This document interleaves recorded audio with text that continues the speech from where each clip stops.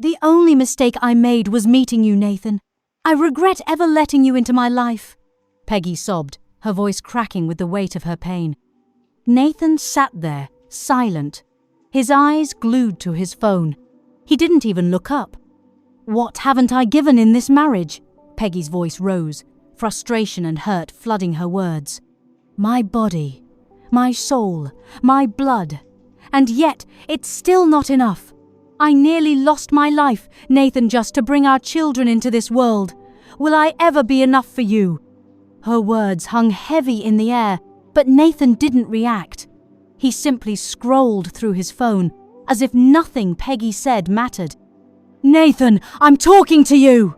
Peggy's voice trembled with desperation, a cry for any kind of acknowledgement.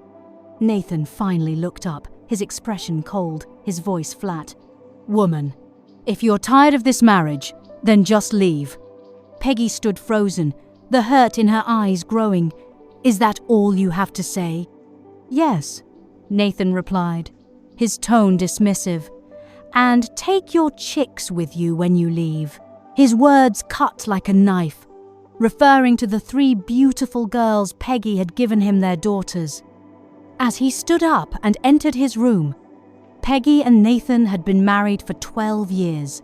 Their relationship seemed like a dream, come true, steady and full of joy. They had met when they were both still figuring out their careers and their lives, but 6 months of dating felt like enough to know they were meant to be together. After a whirlwind romance, they decided to get married, and it felt like the beginning of forever. Things were perfect, or so it seemed, until Peggy found out she was pregnant. At first, the news was exciting, a new chapter in their lives. But as the months passed and her belly grew, something in Nathan began to change. It was as if the reality of becoming a father had struck him differently than Peggy expected. Instead of the excitement and support she anticipated, she found herself battling alone. Nathan turned her pregnancy into a nightmare. Instead of the gentle care and understanding Peggy had hoped for, he made her feel like a burden. When she would feel too exhausted or nauseous to do the housework, Nathan's words cut deep. He made her feel like she was lazy, as if being pregnant wasn't enough of a reason to need rest. The once gentle, caring man she had married seemed to disappear, replaced by someone she didn't recognize. It didn't stop there. Nathan's absence became more frequent. He started spending nights away from the house, coming home late and leaving Peggy in the dark, unsure of where he was or when he'd return. On many nights, Peggy would lie awake, staring at the clock, waiting for him to come back. Her mind raced with thoughts of what he might be doing or where he might be. Often, she would fall asleep on the couch, her body exhausted from the emotional toll, only to wake up in the cold silence of an empty house, still waiting. Nathan's late nights became a constant pattern, and Peggy couldn't shake the feeling that she was being left behind. She struggled with her pregnancy, but instead of a supportive partner, she was faced with a husband who seemed more interested in being anywhere but home. The dream of their marriage began to unravel, leaving Peggy feeling alone and lost in a marriage that once felt so perfect. Peggy had tried to start a conversation with Nathan, hoping to understand what had changed. Maybe he didn't want a baby yet. Maybe he was overwhelmed by the responsibility, or perhaps he just didn't know how to express his feelings. She carefully broached the subject one evening, her voice filled with uncertainty. "Nathan, I've noticed you've been distant. I just want to understand if you didn't want a baby yet, or if something else is bothering you." His response was cold and dismissive, an answer that shattered any hope she had left. "I am just busy. I make the money for this house, so just do yours and leave me alone." The words stung sharp and final, as if her needs and feelings no longer mattered. He had made it clear that he didn't want to hear about her struggles or her concerns. Feeling utterly rejected, Peggy didn't know where to turn. Desperation led her to confide in the one person she thought might understand Nathan's mother, Mrs. Alice. She had always believed that Mrs. Alice was someone who could offer advice, comfort, or at least some kind of understanding. After all, she was the person who had raised Nathan, and surely she would be the one to notice if something was wrong. So Peggy reached out to her, hoping that the older woman would listen and offer the support she so desperately needed. "Mrs. Alice," Peggy said one afternoon, her voice trembling with emotion. "Things have been hard. Nathan's been distant, and I don't know how to handle this anymore. Please, can you talk to him? Maybe he'll listen to you." But instead of the understanding she hoped for, Peggy was met with something worse. Mrs. Alice's reaction was cold, almost indifferent. She didn't offer any sympathy or comfort. Instead, Peggy could sense the disapproval in her eyes, the barely concealed judgment that had always been there beneath the surface. Mrs. Alice had never liked Peggy, not from the very beginning. The tension between them had always been there, but Peggy had hoped it was just a matter of time before they got along. Nathan had reassured her countless times that once they were married, Mrs. Alice would come around and everything would be fine. But now, in her most vulnerable moment, Peggy realized how wrong she had been. Mrs. Alice didn't understand. She didn't care. And when Peggy confided in her about Nathan's behavior, it only made things worse. Nathan, who had already been distant, became even colder. His anger flared, and his treatment of Peggy turned even more hostile. It was as though he felt betrayed by her for turning to his mother for help, as if Peggy's need for support was a sign of weakness. The situation spiraled further, leaving Peggy trapped in a house that no longer felt like a home. Nathan's behavior grew increasingly erratic, and Mrs. Alice's indifference only deepened the isolation Peggy felt. She had hoped for solace, for someone to understand her pain, but instead, she was met with rejection from both the man she loved and the mother who had never fully accepted her. The walls seemed to close in around her, and she realized that she was facing this nightmare alone. Mina, Princess, and dearer Peggy's 3 beautiful daughters were the living proof of how much Peggy had invested in her marriage with Nathan. They were the light of her life, and each day, she poured all of her love, care, and attention into them, determined to create the kind of family she had always dreamed of. Her sacrifices for Nathan, for their home, and for their children were immeasurable, and despite the strain she felt in her marriage, she clung to the hope that things would eventually get better. But while her daughters were a constant reminder of her love for Nathan and her dedication to their family, they were also a source of deep pain for Peggy.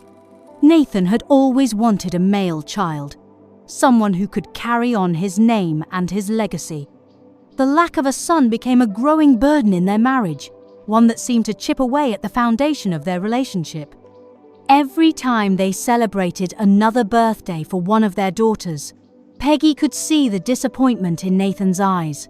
He never said anything, but it was clear that his desire for a son was consuming him. It wasn't long before Mrs. Alice, Nathan's mother, began to make her disapproval known. She pushed Nathan relentlessly, suggesting more and more that he take another wife.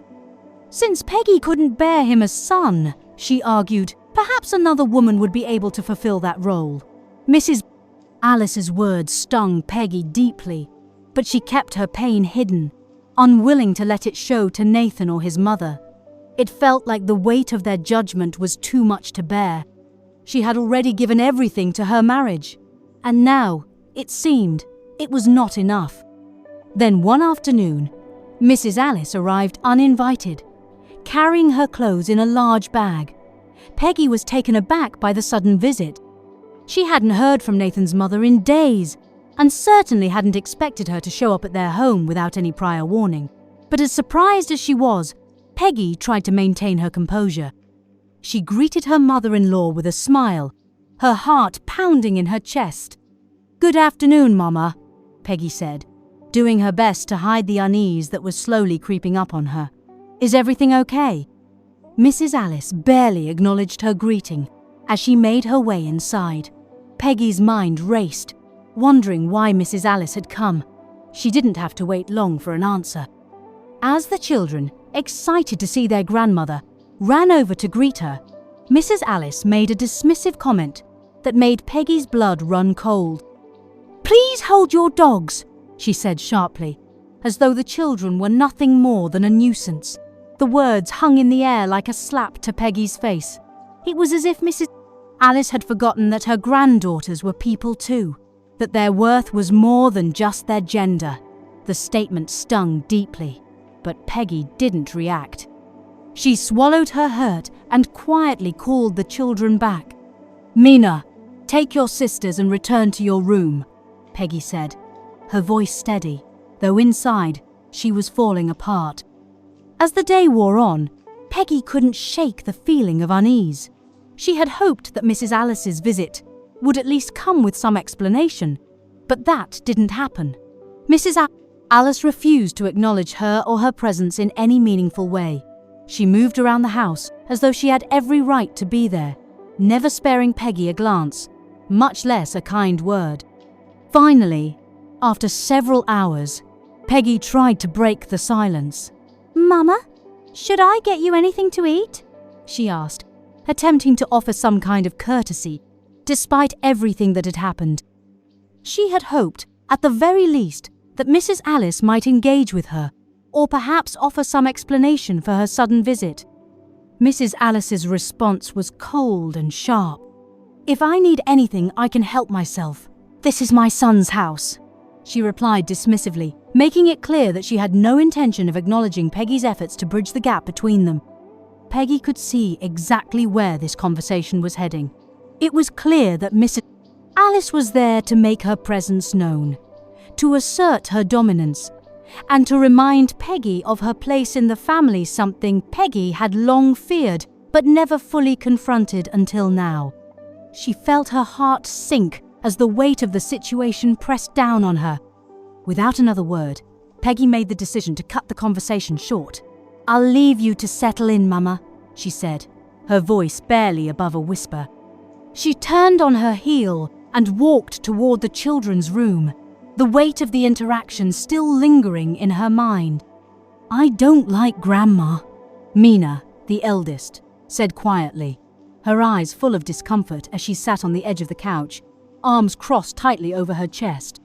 "She's a wicked woman," Princess, the second oldest, added, her voice filled with a mix of confusion and anger. It was clear that the girls could sense the tension in the house, even if they didn't fully understand its depths. Peggy felt her heart tug at their words, a familiar mix of guilt and helplessness washing over her. She had always worked hard to keep the peace, to protect her daughters from the harshness that lingered just beneath the surface. "Stop saying that about your grandmother," Peggy said softly, trying to keep the bitterness from creeping into her voice. She didn't want to implant any seed of hatred in their hearts, especially not toward family. "But Mum, she doesn't like you, just like her son," Mina said, referring to their father Nathan, with a tone that held more maturity than her young age suggested. The truth of her words hit Peggy hard, a painful reminder of how deep the divide between her and Nathan truly ran. "Mina, your father still provides and takes care of all of us," Peggy defended quietly, her voice tinged with exhaustion. It was a bitter truth, one that she didn't want to face, but it was still a fact. Nathan might have been distant, but he hadn't abandoned them completely. "Don't be like that," she added, hoping to ease the tension.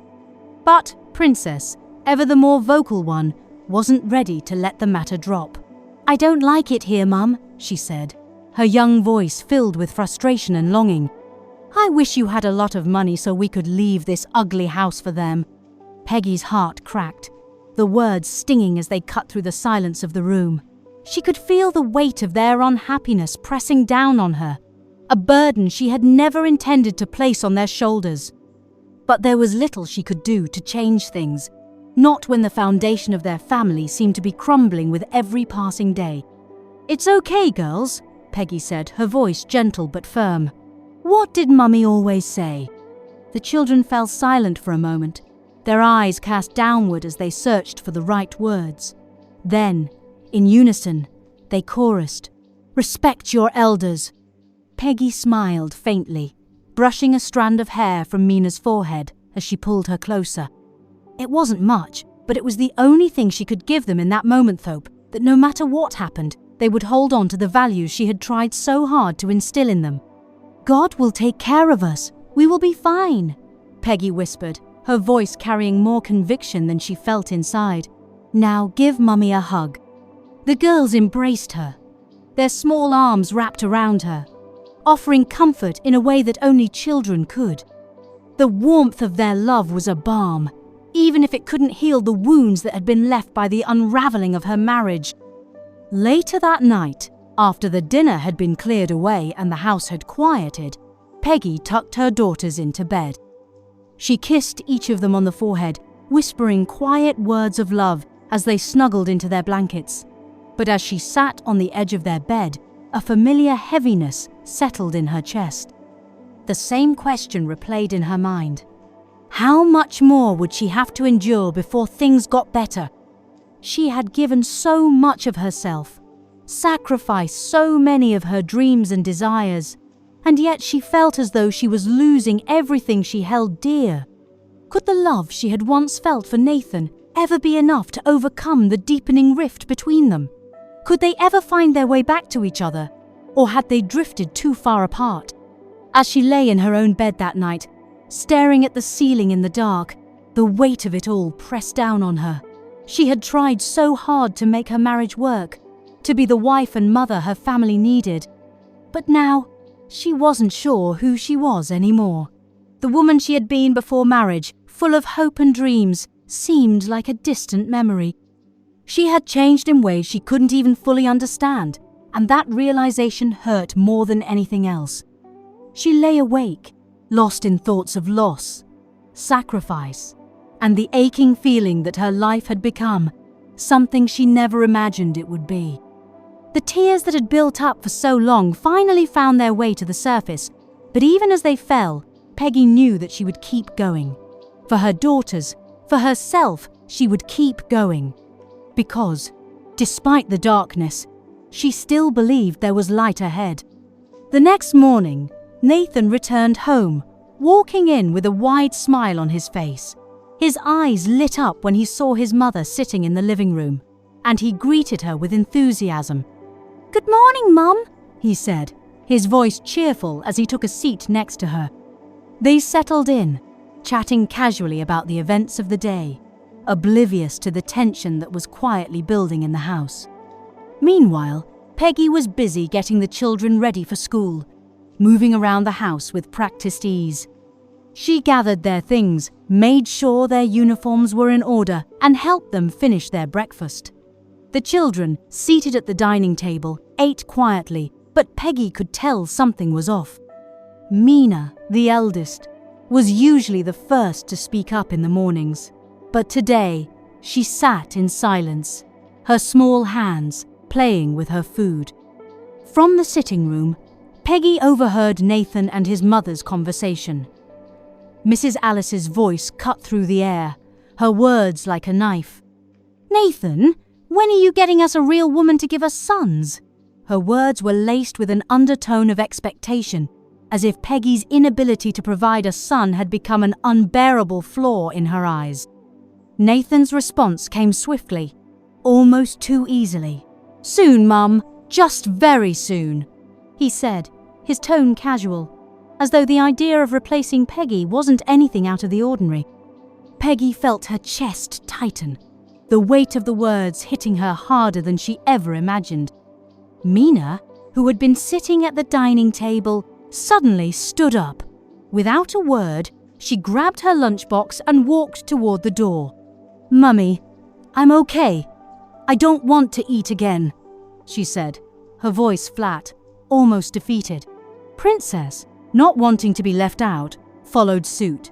"I just lost my appetite," she said quietly, before getting up and leaving the table too. Tears welled up in Peggy's eyes as she watched her daughters turn away, refusing to eat. refusing to stay in the house where the words of Nathan and his mother had cast a shadow over their mourning. Her heart broke for them. Her girls, who should have been free of these burdens, had already started to feel the weight of their family's pain. "Wait, girls," Peggy called out, her voice wavering with emotion. She rushed into the kitchen to quickly prepare something for them to take with them. She grabbed a bottle to pack their tea and a nylon bag to tie up some toast for them to take along. It wasn't much, but she wanted to make sure they had something to eat on their way to school. As they stepped out of the house, the children refused to even look at Nathan or their grandmother.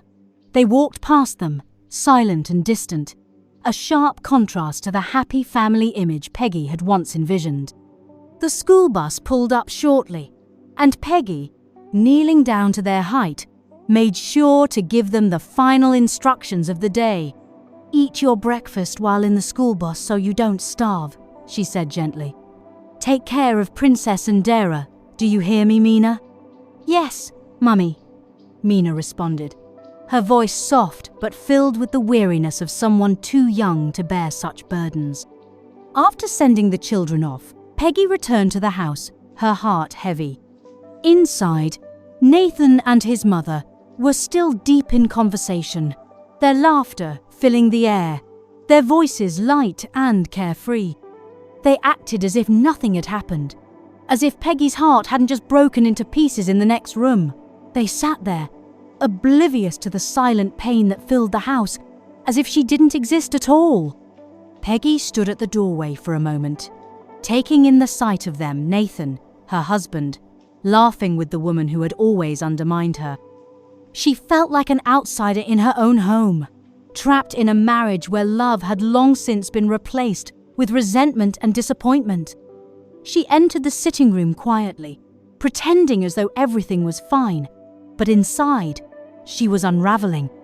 Her silence was her only form of protest now, and even that felt like too much to bear. As Nathan and his mother continued to laugh, oblivious to the woman they were slowly destroying, Peggy wished for the strength to walk away, but instead, she took a deep breath and silently moved on with her day. Because at that moment, the only thing that mattered was her children, and she would continue to fight for them, no matter how much it cost her. One fateful night, Peggy suddenly woke up from her sleep. These days, she always slept with the kids, while Nathan slept in their matrimonial room. As she walked towards their room, she heard Nathan's voice. She was about to pass by, but something made her stop. "Yes, the 3 girls," Nathan's voice said. "How much?" Peggy paused, standing by the door. In her mind, she believed Nathan was only talking about getting something for the kids, but then she heard the last part of the conversation. "Oh, you mean Peggy? Will stand in my way? She's a simple case. That's if she will be alive by then. Just prepare my 150 million and keep it. I don't need the girls." Peggy's mouth opened, but no words came out. It felt as if her feet were glued to the ground, frozen in place. She managed to force herself to move. She walked slowly to the children's bedroom, sat on the floor, and tears began to stream down her face. What did she just hear? Was Nathan really planning to do something so wicked? Something as terrible as ending someone's life? And not just anyone, his wife? When had the hate between them become so much? Was he really planning to sell their daughters? The days that followed were full of tension and uncertainty. Nathan suddenly started showing up more, acting strangely like everything was normal. One evening, he called Peggy and the girls to meet him. He handed each of them a gift. The girls were surprised but didn't feel happy. They were already used to Nathan's hostile nature. "I miss you guys," he said, his tone softer than usual. "I want us to start over, please, Peggy. Let's start over with our girls," he apologized. But Peggy could see it clearly. This was just part of his scheme. She stayed calm and didn't react.